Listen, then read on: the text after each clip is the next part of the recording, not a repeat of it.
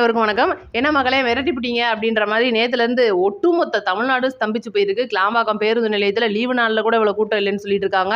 ஒட்டுமொத்த தமிழ்நாட்டிலையும் அவங்கவுங்களோட வாக்காளர் அந்த வாக்குச்சாவடிக்காக அவங்கவுங்க சொந்த ஊர்களுக்கு திரும்பிக்கிட்டு இருக்கிற ஒரு தீபாவளி பண்டிகை மாதிரி, ஒரு பொங்கல் பண்டிகை மாதிரி இன்னைக்கு ஜனநாயக திருவிழாவை இவ்வளோ தூரம் மக்கள் கொண்டாடுறாங்கன்னா யாரால முடியும் அப்படின்றது எல்லாருக்கும் தெரியும்.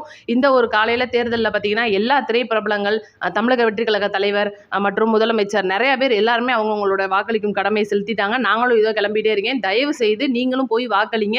வீட்டில் ஒரு மூலையில் கிடந்துடாம இன்னைக்கு ஒரு நாள் நம்ம நீதிபதி எல்லாருக்குமே அது தெரியும். இந்த நீதிபதிக்கான ஜட்ஜ்மெண்ட் அப்படின்றது மே 4 தெரிய வந்துடும். அதனால தயவு செய்து எல்லாரும் அவங்கவுங்களோட ஜனநாயக கடமை ஆற்றுங்க.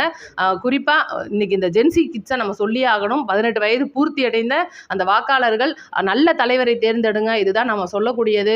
உங்களுக்கு யார் நல்லது செய்வாங்கன்னு தோணும், நம்மளுக்கு முன்னோர்களுக்கு யார் நல்லது செய்வாங்கன்னு தோணும், நம்மளுடைய தமிழ்நாட்டுக்கான நீதியை யார் வாங்கி தருவாங்கன்றது எல்லாருக்குமே அவங்கவுங்க மனசுல அவங்கவுங்களுக்கு ஒரு தலைவர் தோணுவாங்க. கண்டிப்பா அந்த தலைவருக்கு போய் வாக்களிங்க, தமிழ்நாட்டை மீட்டெடுங்க அப்படின்றது தான் நம்ம சொல்லக்கூடியது.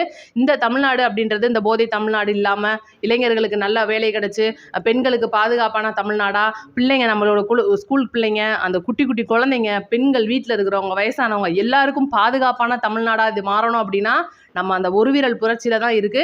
அதனால எல்லாருமே போய் தன்னுடைய ஜனநாயக கடமையாற்றுங்க. காலையிலே திரைப்பிரபலங்கள்ல இருந்து சின்ன திரை நடிகர்கள், பெரிய திரை நடிகர்கள், ஒட்டுமொத்த அரசியல்வாதிகள் மற்றும் அந்த கல்லூரி மாணவர்கள் காலையில ஆர்வமா வாக்களிக்கிறத பார்க்க முடியுது.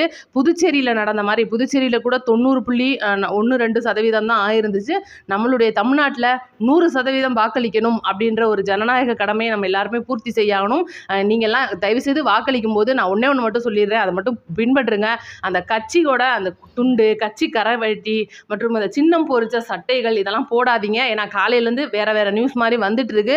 ஒரு சில கட்சியை சேர்ந்தவங்க தங்களுடைய கட்சி அடையாளத்தை பயன்படுத்துறாங்கன்னு சொல்லிட்டு அவங்க மேல கேஸ் போடுற அளவுக்கான அந்த தேர்தல் கமிஷனோட அடிப்படையில் அந்த சட்டம்லாம் இருக்கு.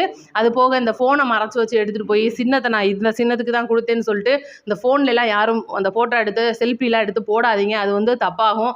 அது போக நெடுக வழி, அதாவது அந்த வரிசையில் நிற்கிற மக்களுக்கு இவங்களுக்கு நீங்க வாக்களிங்க அப்படின்னு சொல்லிட்டு ஒரு கட்சி பேரை குறிப்பாக சொல்றது, இது எதுவுமே நம்ம செய்யக்கூடாது.